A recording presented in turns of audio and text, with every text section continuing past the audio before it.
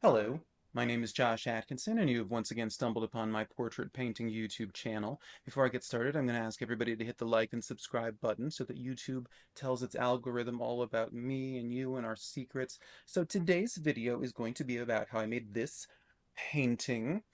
He's got something of a romance novel kind of Lothario kind of aspect to him, which I will get into during the time lapse. So here is the source image and the time lapse.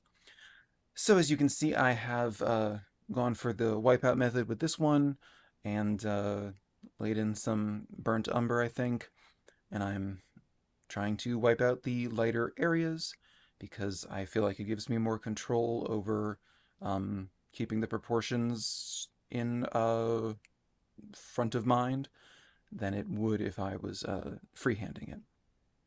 So anyway, this gentleman, his name is Morris Fulton. I recorded the outro and the intro already, and I said I didn't know his name, but I rewatched some of the documentary that I saw him in. It's about sex workers in the early 2000s, male sex workers. It's called like Rent Boys 101 or 101 Rent Boys, something like that. And he's a super interesting guy who seems quite well adjusted with, the profession that he's chosen. His wife knows about it. He's got kids he's supporting, like a household, dog he mentions. Yeah, so just an interesting character. I noticed quickly in this documentary that the lighting was super portrait friendly. Ooh, you can just see the pops of cadmium red light that I added there.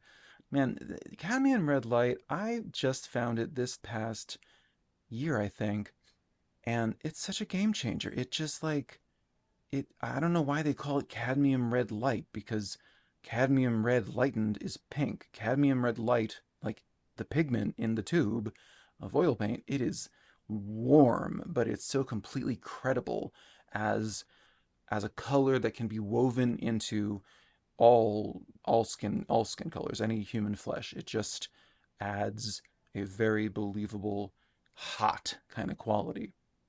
And the lighting on him is probably, I mean, this is the early 2000s, and so lights, kids, if you weren't around back then, lights weren't LEDs back then. They were like hot. You put them on and you started sweating. Um, and they were clearly going for, as I said in the intro, I think that's this kind of like romance novel book cover kind of thing, with the lighting and just this very sultry kind of come hither pose. But I was drawn to the image because of the where I, you know, found this guy. The documentary's super interesting.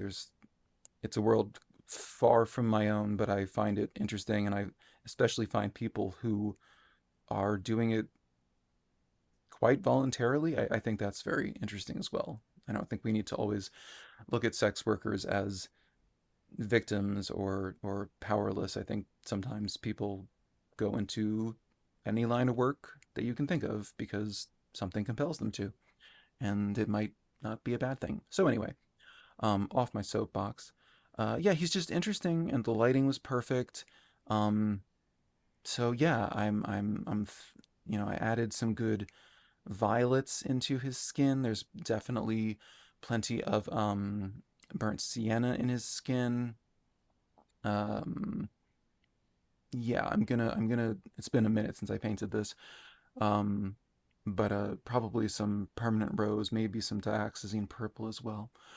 But yeah, here you can see I'm wiping away the background because it was just too much. Like in the movie, having the curtains worked, but as a painting, it started veering towards something a little comedic or campy, and I don't want to. The last thing that I would want to do to these men from this movie is to ridicule them or create an image that evoked mockery. That would be the opposite of what I would like to do.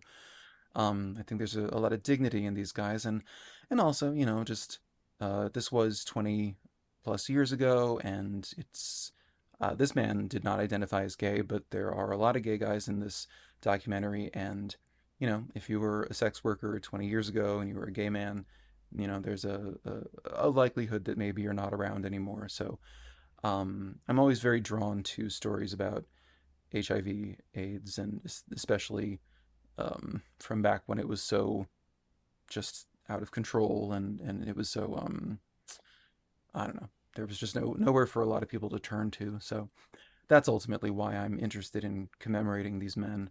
Um, I painted another one of them twice, and both times I just crashed and burned. I don't know what I was. It was during a creative block I recently had. But yeah, so I'm still struggling with the background.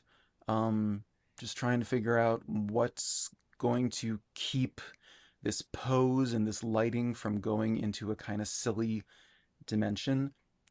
What I settle on, which is basically just titanium white with a bit of yellow ochre, which is it's it's it usually works as a background for human faces because those are two pigments that are in all of our skins. But it still feels a little like romance novel to me, but it didn't bother me. It felt like I don't know. There's just a sense of power I feel like it imbues him with that I definitely saw in his interviews in this movie. So so that's kind of where I landed. And oh, and there's purple in the highlights in his hair, and that's just cool because it works, and you don't think of it as purple, but in that context it works. Okay, so here's the finished image. It is an oil painting on an 11 by 14-inch canvas panel. So then, yes, that is how I arrived at this portrait of this man whose name I don't know, and he was probably using an alias anyway. But yeah, so sorry to break the pattern up of going in this stylistic direction, but sometimes things get jumbled. So anyway, I did want to once again ask everybody to hit the like and subscribe button, and thank you for new subscribers. I think I'm at like 209 at the time of this recording. So wonderful, thank you. If you enjoyed this video, please do check out last week's talking about starting over, my apparently continuing series of starting paintings over. And yeah, I guess that's everything I have to say. So thanks for watching, and I will see you in 7 days with another portrait. Okay, bye bye.